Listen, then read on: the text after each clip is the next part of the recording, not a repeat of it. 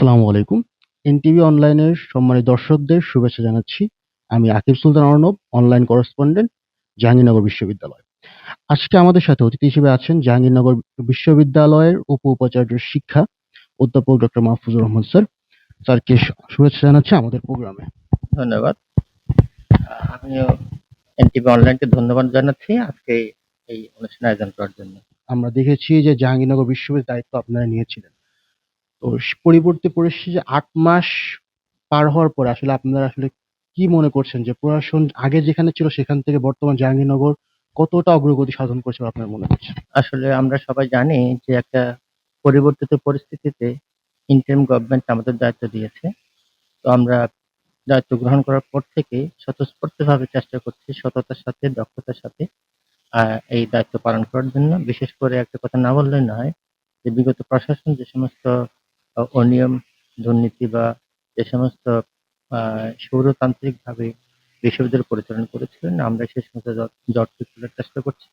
বিভিন্ন প্রবলেম সমস্যা ছিল সেগুলো আমরা অনেকটা উত্তরণের চেষ্টা করেছি, অনেকটা সমাধানের চেষ্টা করছি এবং এইজন্য বিভিন্ন কমিটি করা হয়েছে। আমরা চেষ্টা করছি যত প্রকার অনিয়ম হয়েছে সবগুলোকে মূলোৎপাটন করার জন্য এবং ইতিমধ্যে আমরা আশা করছি যে আমরা বেশ কিছু সাফল্য অর্জন করেছি।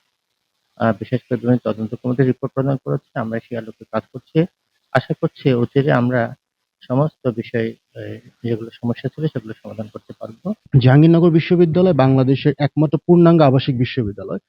তো সেই এই বিশ্ববিদ্যালয়ের শিক্ষার যে আধুনিকায়নের একটা কথা আপনারা সবসময় বলেছেন, সে আধুনিকায়ন আসলে কতটুকু অগ্রসর হয়েছে আমরা এই কয়েক ধন্যবাদ। আসলে আ আপনি ঠিকই বলেছেন। জাহাঙ্গীরনগর বিশ্ববিদ্যালয় এদেশে একমাত্র আবাসিক বিশ্ববিদ্যালয়।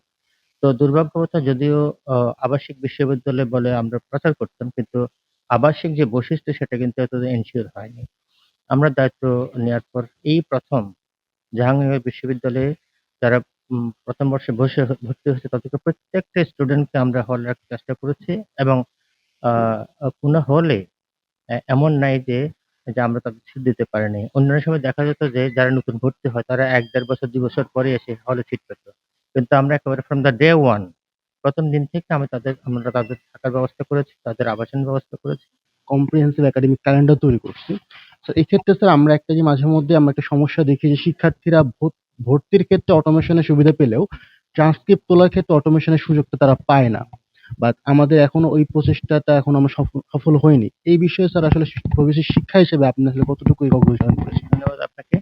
আমি বলতে খুব আনন্দ প্রকাশ করছি এই কারণে আমরা জাহাঙ্গীরনগর বিশ্ববিদ্যালয়ে এইবারে সর্বপ্রথম টোটাল বিশ্ববিদ্যালয়ের আ অটোমেশন বিশেষ করে ৫ টা সেক্টরে অটোমেশনের জন্য পূর্ণাঙ্গ পদক্ষেপ নিয়েছি। তার মধ্যে ১ম হলো পরীক্ষা শাখা, ২ হচ্ছে প্রশাসন, ৩য় হচ্ছে পরিবহন সহ এরকম যেগুলো মেইন ছাত্রদের সাথে যেটা সংশ্লিষ্ট টোটাল আমরা একটা অটোমেশনের জন্য পদক্ষেপ নিয়েছি এবং তার জন্য কার্যক্রম শুরু করেছি।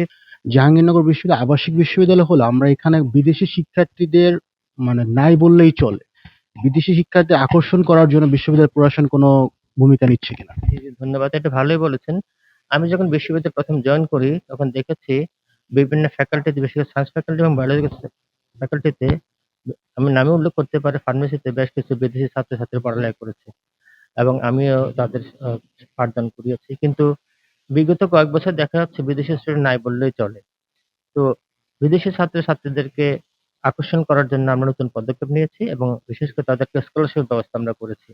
তাদের যে অ্যামাউন্ট আগে ছিল তাদের প্রত্যেককে আমরা এখন তাদের কয়েক গুণ বাড়িয়ে আমাদের সেই স্কলারশিপ আমরা ব্যবস্থা করেছি এবং বিগত সিন্ডিকেটের সিদ্ধান্ত নিয়েছি যে বিদেশি স্টুডেন্ট যারা আছে অনার্স লেভেল হোক, মাস্টার্স লেভেল হোক তাদেরকে আমরা ডলারেই তাদেরকে আমরা স্কলারশিপের ব্যবস্থা করব এবং এটা আমরা সার্কুলারের মাধ্যমে করব যেন বিদেশি ছাত্ররা আকর্ষিত হতে পারে। তো যেহেতু আমাদের যে গণঅভ্যুত্থান সেটা অন্যতম দাবি ছিল শিক্ষা ব্যবস্থার পুনঃসংস্কার করা। এইখানে জাহাঙ্গীরনগর বিশ্ববিদ্যালয় আমরা দেখছি সবসময় আন্দোলন থেকে সমস্ত ক্ষেত্রে অগ্রগামী একটা ভূমিকা পালন করে।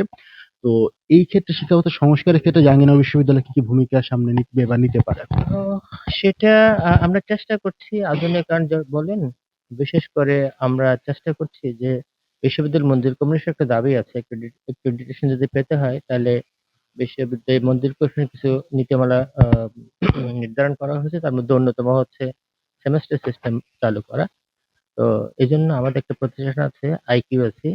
আইকিউএসির মাধ্যমে আমরা চেষ্টা করছি প্রত্যেকটা ফ্যাকাল্টির আন্ডার যে সমস্ত ডিপার্টমেন্ট আছে সেগুলোকে যেন আমরা আ বা ওই নীতিমালার ভিত্তিতে আমরা সেমেস্টার সিস্টেমে রূপান্তর করার জন্য চেষ্টা করছি।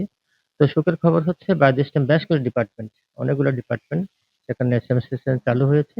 আমরা আশা করছি পরবর্তী একাডেমিক কাউন্সিলের মাধ্যমে একটা ইউনিফাইড যেন হয়। পুরো বিশ্ববিদ্যালয়ে একই সিস্টেমে যেন পড়ালেখা হতে পারে। বর্তমান টাইমে সবচেয়ে বড় যে একটা প্রশ্ন যে ফিলিস্তিনের গাজাবাসীদের জন্য কিছু করা।